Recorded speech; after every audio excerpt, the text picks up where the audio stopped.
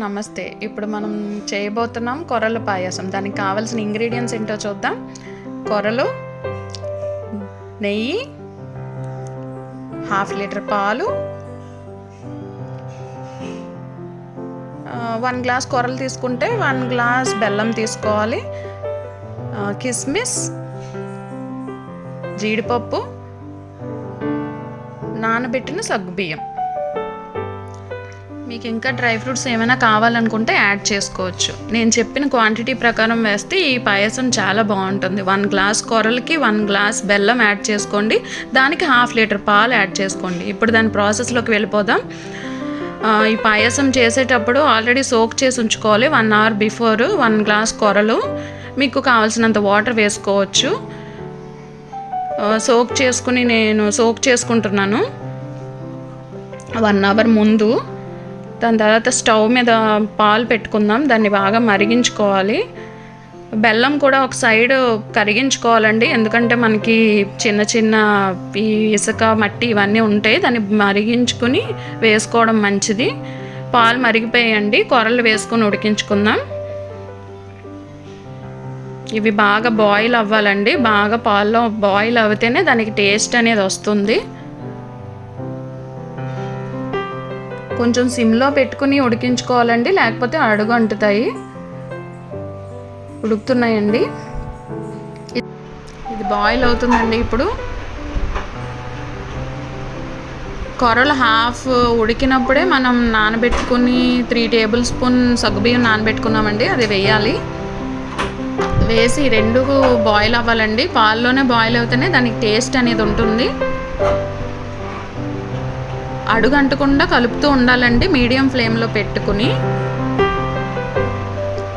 ఇప్పుడు దగ్గర పడిపోయిందండి. కొర్రలు, పాలు, సగ్గుబియ్యం శుభ్రంగా చిక్కగా ఉడికిపోయినాయి.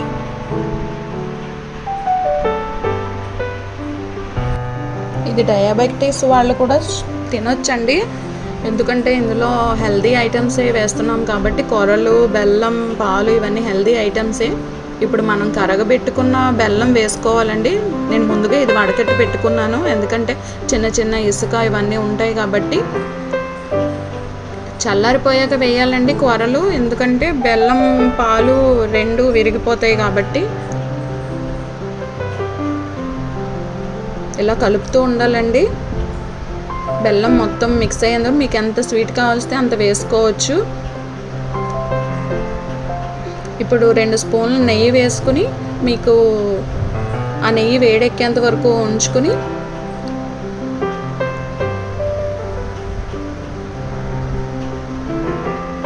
జీడిపప్పు మీడియం ఫ్లేమ్లో పెట్టుకుని ఫ్రై చేసుకోవాలండి. హాఫ్ ఫ్రై అవ్వాలి.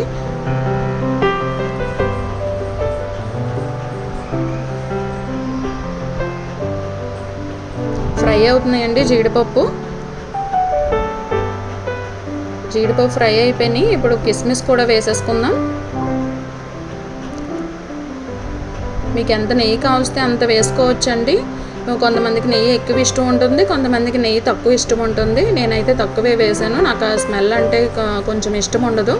ఇప్పుడు ఫ్రై అయిపోయినాయండి.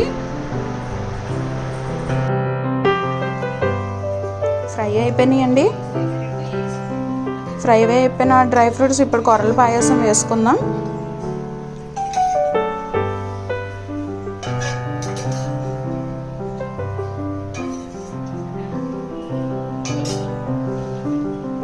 ఇవి కలిసేలాగా బాగా మిక్స్ చేయండి పాయసాన్ని.